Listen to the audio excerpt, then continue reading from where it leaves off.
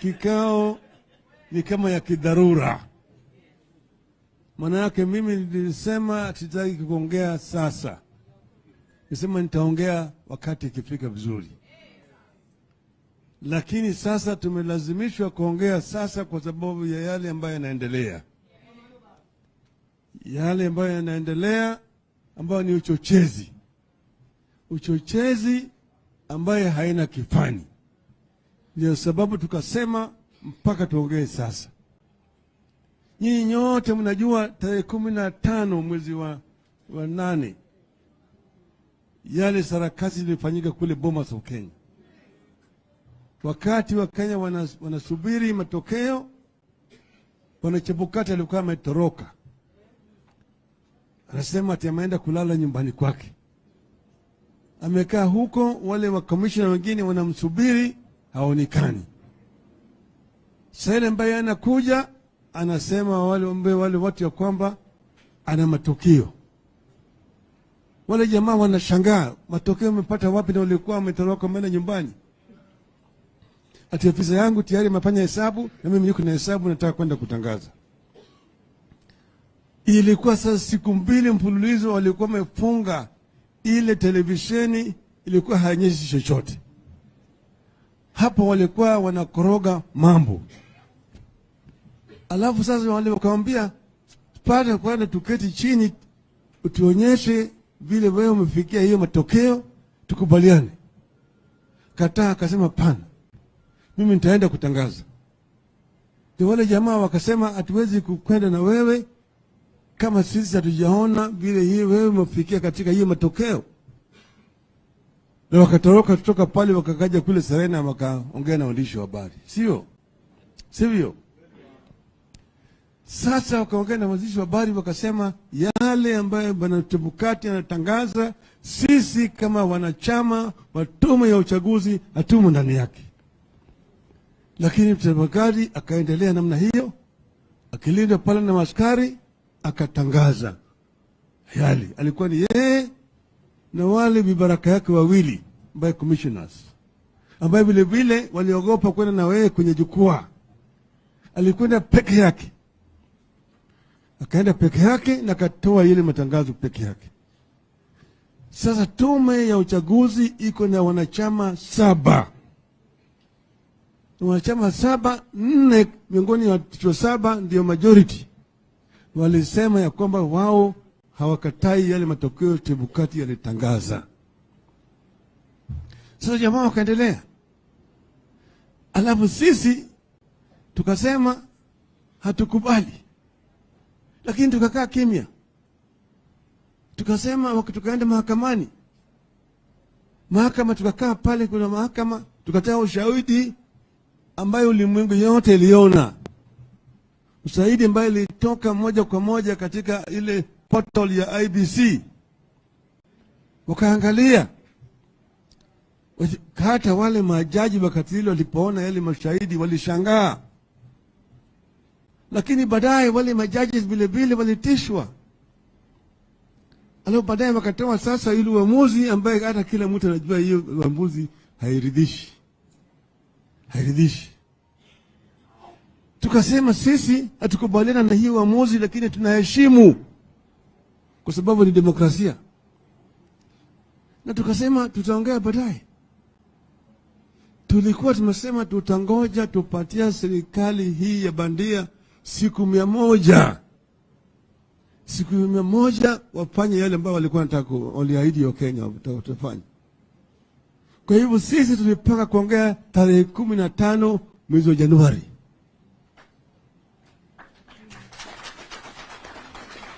Lakini sasa wamelazimisha sisi. Wameanza sasa kufanya mpango ya mwaka wa 2027.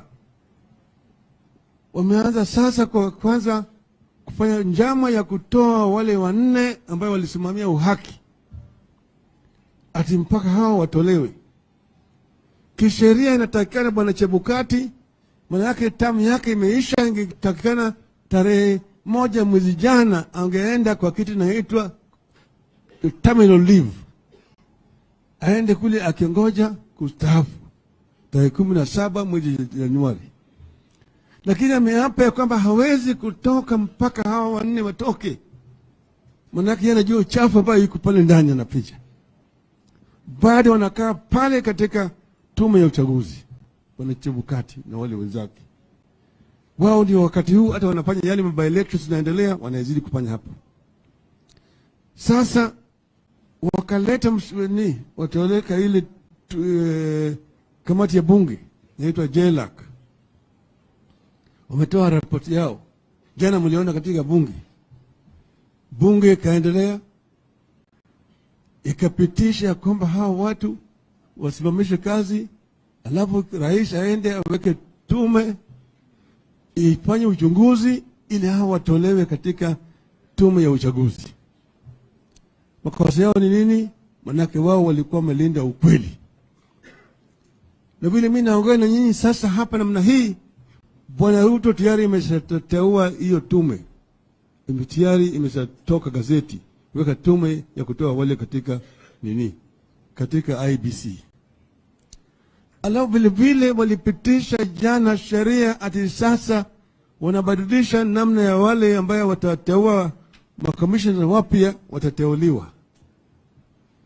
Hiyo panel ambayo inatakikana iteue wale watu, vile vile ataweka watu yake, vibaraka vyake,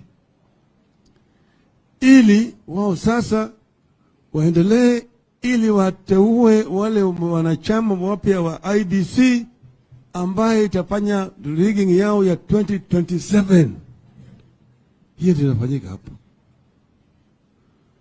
Kwa hivyo ni sababu tukasema tukikaa namna hii, wewe unakaa na mtu ananoa kisu, unajua kama hiyo kisu akimaliza kunoa ataweka kwa shingo yako, wewe ni mpumbavu. Ndio sababu tumesema wakati imewadia sasa ya sisi kutoka na kusongea kwa kauli moja na wananchi wetu na wanachama wetu.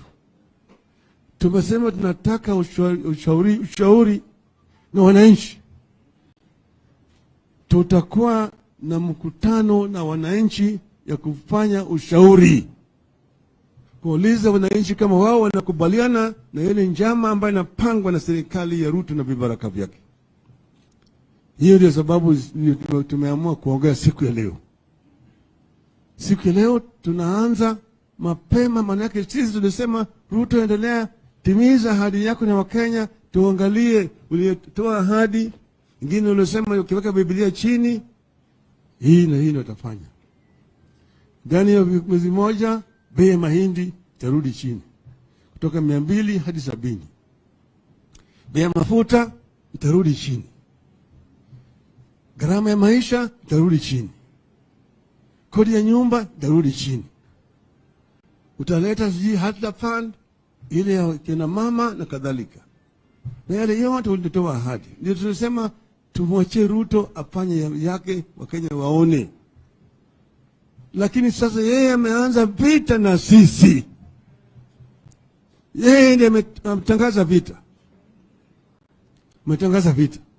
Anataka kugawanya nchi hii. Anataka kugawanya nchi hii, na tunasema hatuwezi kumkubalia yeye. Anataka kurudisha Kenya chini ya utawala ya chama kimoja, vile ambavyo sisi tuliona wakati mwingine. Anataka kutoa sisi kule tulikuwa naelekea Canaan, kurudisha sisi kule Misri. Nataka kumwambia yeye kwamba sisi haturudi Misri tena. Hiyo ndio sababu tunasema tunajua vile Wakenya wanapiga kura. Tulishinda kura hii na kura mingi zaidi. Na mimi najua ukweli itatoka. Ukweli itatoka. Ukweli itatoka. Kwa hiyo mimi siwezi kusimama kukaa kima namna hii. Wezi wakijaribu kufanya maovu kwa Wakenya. Hii ndio sababu mimi naambia Wakenya wakati umefika. Kama sio sasa, ni sasa hivi. Sawa?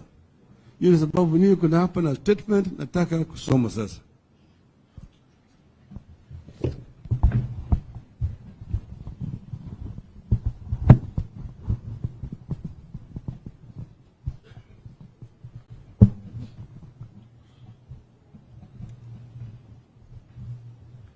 Statement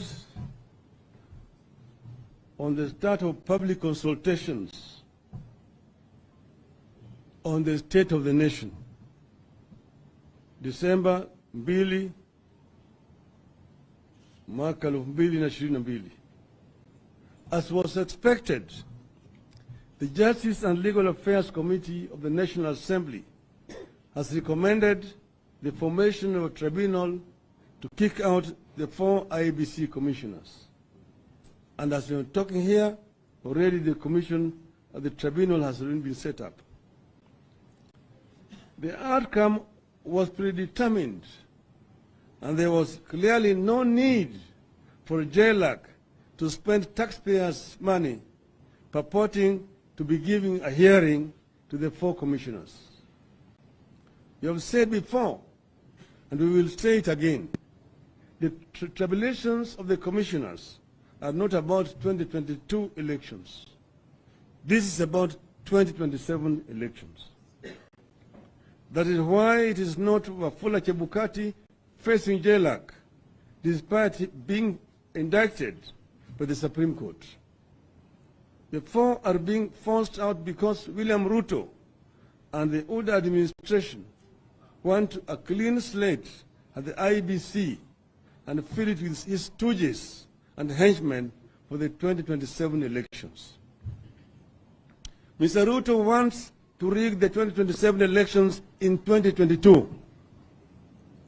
The Oda is on the campaign trail for the 2027 elections in 2022. If that is what the administration has decided to prioritize, we are ready to join them down that path. As a mere party, our concern and fear is that we have been here before. We were here in 2007 when the Kibaki administration single-handedly picked IEBC officials ahead of the elections. We protested. We were called names. We were told the administration was acting within the law.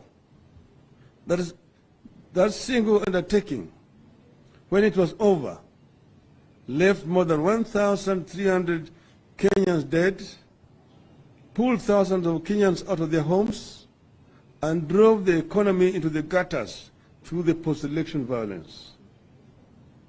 As happened back then, Oda is amending the laws governing the appointment of IEBC commissioners to allow the administration complete leeway to pack the commission with his henchmen.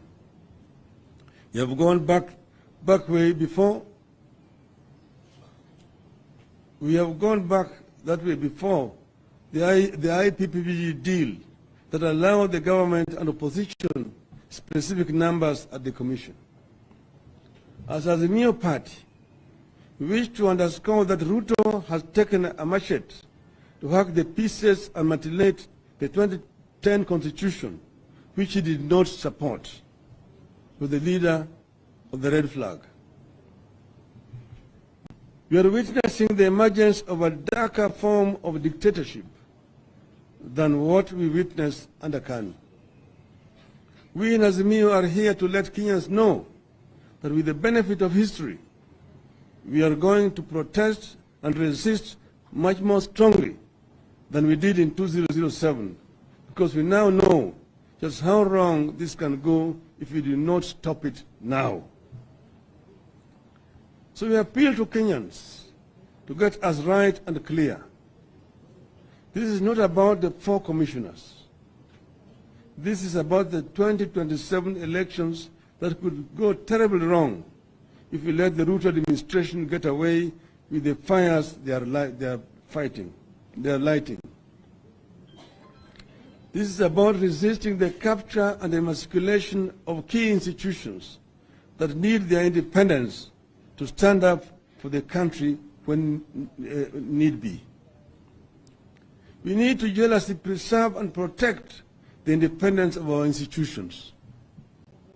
In 2020, we witnessed strong and independent U.S. institutions stand up to protect integrity of elections and preserve democracy despite extreme pressure by a section of the executive. That is what we need here.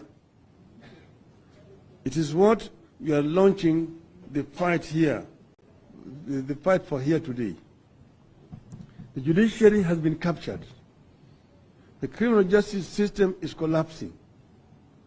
That is why cases are rapidly being dropped, criminals being celebrated and turned into prosecution witnesses. The security sector is being targeted and intimidated so that it can be captured. IEBC is being intimidated so that it can be captured fully. Parliament is half gone through bribery and blackmail. MPs are being bought to shift sides and to ratify the agenda of the executive. If all these institutions submit to Odinga'S schemes, we are in a real danger of losing everything we have fought for and won over the last 30 years. We are in a real danger of starting back to the 1980s. As Azimio, we are here to announce our readiness to stop that slide into the past. We are here to announce that we are rolling up our sleeves to stop the Ruto administration from taking us back to the days when Parliament changed or enacted very serious laws within minutes at the behest of the executive. We are here to announce that we will stop this country from going back to the days when the judiciary had cases in the middle of the night and dispensed sentences prescribed by the executive. We are here to announce that we will not allow this regime to take us back to the days when police were mere hit squads doing the bidding of the president. We are witnessing extremely skewed appointments to the public office by this administration. We are here to announce that we will not allow this country to return to the era when public service was run by members of one or two communities because the president was insecure and saw enemies out of every tribe other than his own tribe. We are here to stop a return to one-man rule through executive fiat. As we talk now, we are told a ship has docked in Mombasa with thousands of tons of maize. That importation came through the executive fiat.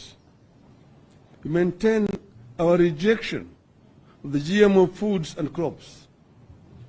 Azimio therefore calls on patriotic Kenyans to be vigilant and stop the Ruto administration from dumping that maize at the port until we know its nature. Fellow Kenyans, I've been around with you for long. Millions of you voted for me in the last elections. We won that election. Millions of you call me Baba. I raise these issues because I have witnessed a dictatorship emerge and bloom. I have witnessed self-proclaimed God-fearing leaders preside over the persecution, false prosecution, and even murder of innocent Kenyans. I have witnessed an insecure administration run our economy to the drains. Those who witnessed this era with me should tell our young people the painful struggle it took to get the freedom we have today. Let us share our eyewitness accounts and experiences so that that era with our children. There's a real danger that we are heading back to the 1980s. We should be ready and willing to work with those sections of our society that have always stood up for the nation when perils reared their head. The civil society, faith leaders, academia, and workers' unions. I would not wish any Kenyan to go through what some of us have been through. But I'm fearing for Kenya. I'm fearing for my country. We have to stand up now because later it will be too late. We are ready and willing to work with those sections of our society that have stood up for the nation when perils reared their ugly heads. The society, faith leaders, the academia, and workers' unions. That's why from today, we announce the launch of that pushback we talked about a few days ago. On the 7th of December, that is Thursday next week, at the historic Kamukunji grounds here in Nairobi, we will launch a public consultation. I repeat, on the 7th of December, at the historic Kamukunji grounds here in Nairobi, we will launch a public consultation with the people of Kenya to brainstorm on the direction the country is taking. Then we will return to Kamukunji grounds on the 12th of December to continue with these consultations on the state of the Kenyan nation and also to have a prayer for Kenya, a prayer for democracy in our country, which is right now under a threat by this administration. Finally, we wish to remind Mr. Ruto that this country has had a system like the one he is trying to reinvent. We fought that system. We brought down that system. We will do so to the one he's inventing now. We will bring it down. Let us all stand up for our country before it is too late. Thank you. God bless you. God bless Kenya.